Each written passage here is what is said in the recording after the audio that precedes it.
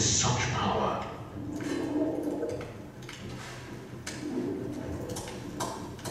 In the late 800s, while King Alfred sat on the English throne, alchemists in China were searching for the secret of eternal life.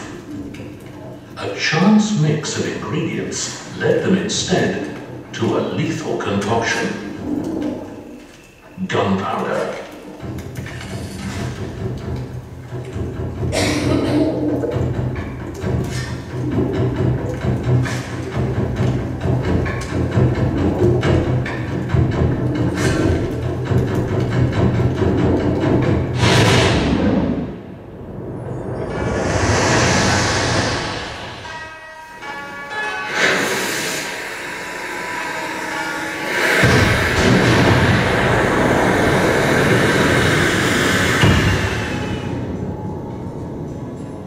Knowledge of their explosive discovery spread slowly along trading routes, through Asia and Arabia and on into the Mediterranean, to reach the West some 400 years later.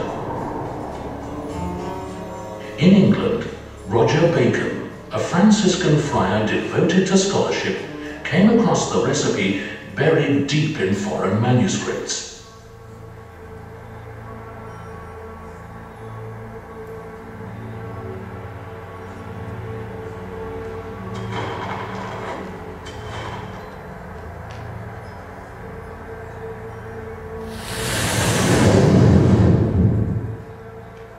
He was terrified by the uses to which his discovery might be put. In an attempt to keep the formula a secret, he wrote it down only in code. A man is crazy who writes a secret unless he conceals it from the crowd, so that it can be understood only by the effort of the studious and the wise. Gunpowder's potential as a weapon of war was far too great to remain hidden. Knowledge soon spread through Europe, and a dangerous new art emerged. At first, people mixed gunpowder by hand, but by mid-1500, gunpowder mills began to spring up to meet the growing demand.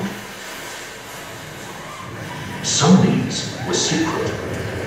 Guy Fawkes probably used imported or illegal powder in his ill-fated attempt to blow up Parliament in 1605. We still mark this event each year on Godfire Night.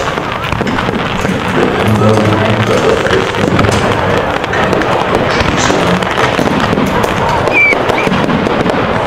In 1642, civil war broke out between royalists and parliamentarians, and the demand for gunpowder rocketed.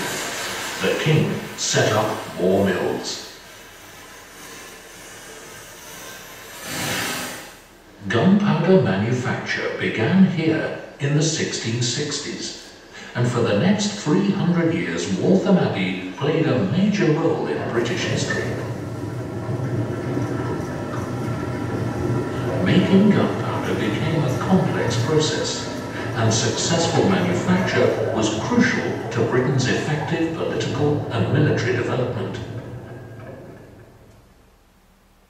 In the late 1700s, William Congreve, Deputy Controller of the Royal Laboratory, Woolwich, urged the government to secure the Waltham Abbey mills for the nation.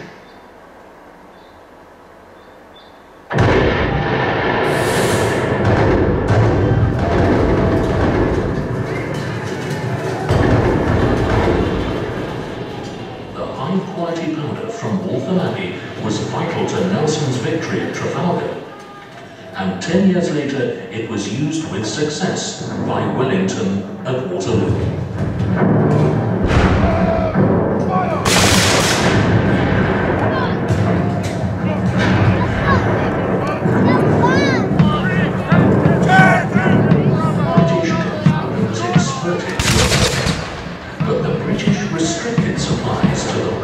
Colony in an attempt to prevent the development of the War of Independence. A few decades later, the English were firing on them with a new lightweight rocket designed by William Congreve's son. This weapon proved so devastating that it was immortalized in the American national anthem. Independent America realized the importance of controlling its own gunpowder supplies. By the early 1800s, the DuPont family had established the Hagley Mills in Delaware, and some 50 years later, Lamont DuPont visited Waltham Abbey, taking many new ideas back with him. Rapidly taking shape in the Black Hills of South Dakota is the Mount Rushmore National Memorial. Firing at the enemy was not the only use for gunpowder.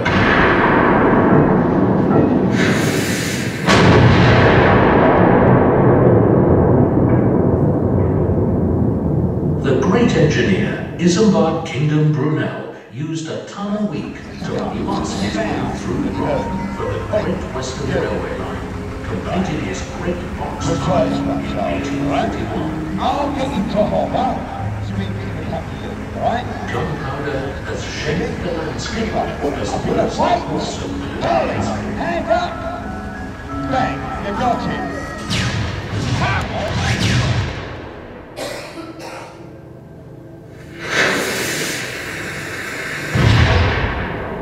The reign of gunpowder was drawing to an end.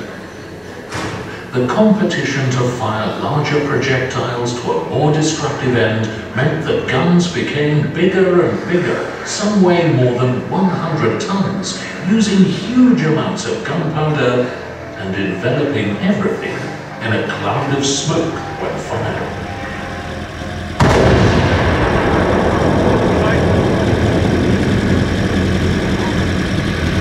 The 1800s was a time of scientific revolution. The chemists were experimenting with new types of explosives. One of these was gun-cotton.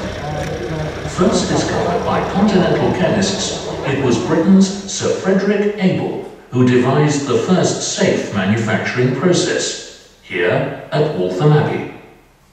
Similarly, the powerful explosive nitroglycerin was too dangerous to use easily.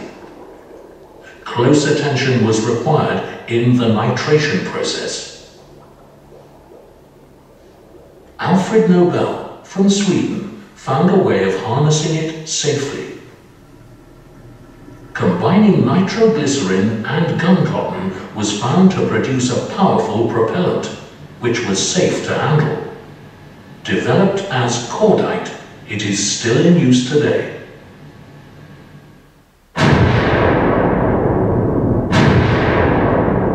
There were many accidental explosions during manufacture, and rules were necessarily strict.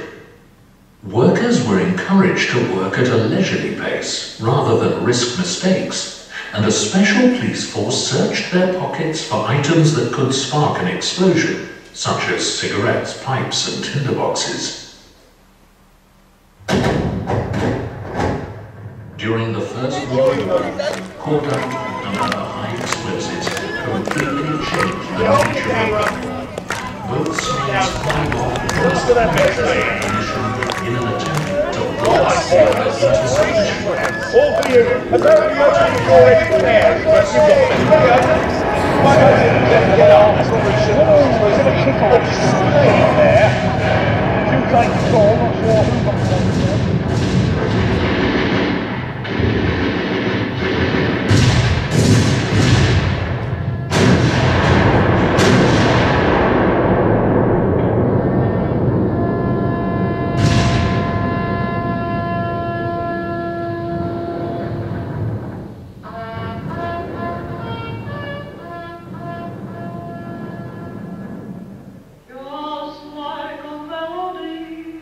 Here at Waltham Abbey, as elsewhere, the efforts of thousands of women employed to manufacture explosives helped secure the Allied victory in 1918.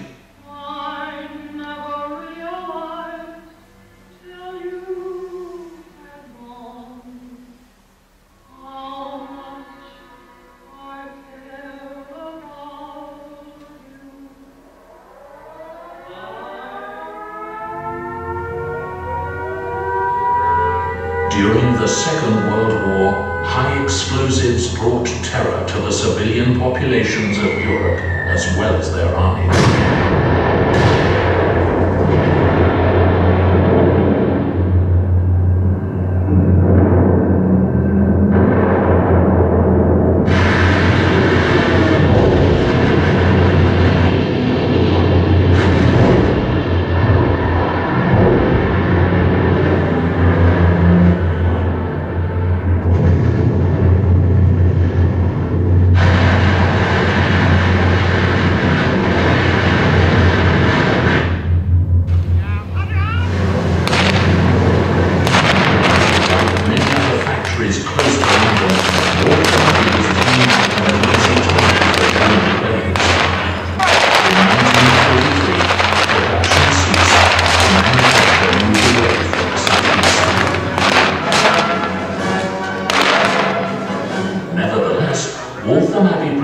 A new material called RDX, the powerful explosive used in the bouncing bomb designed by Barnes-Wallis for the Dambusters raid.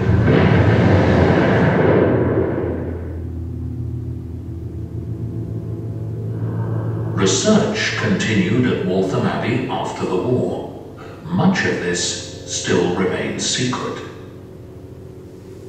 But it shaped the use of explosives as we know them today,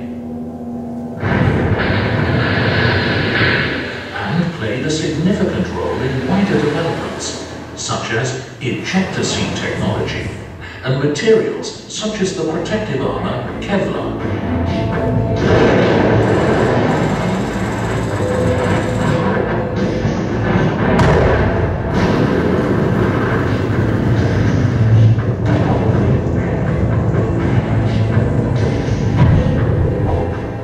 Internationally, research into propellants and rocket science undertaken here helped put man in space.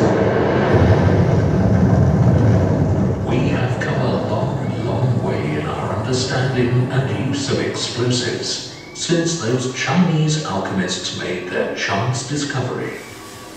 But it still retains its ancient power to terrify and to enchant us.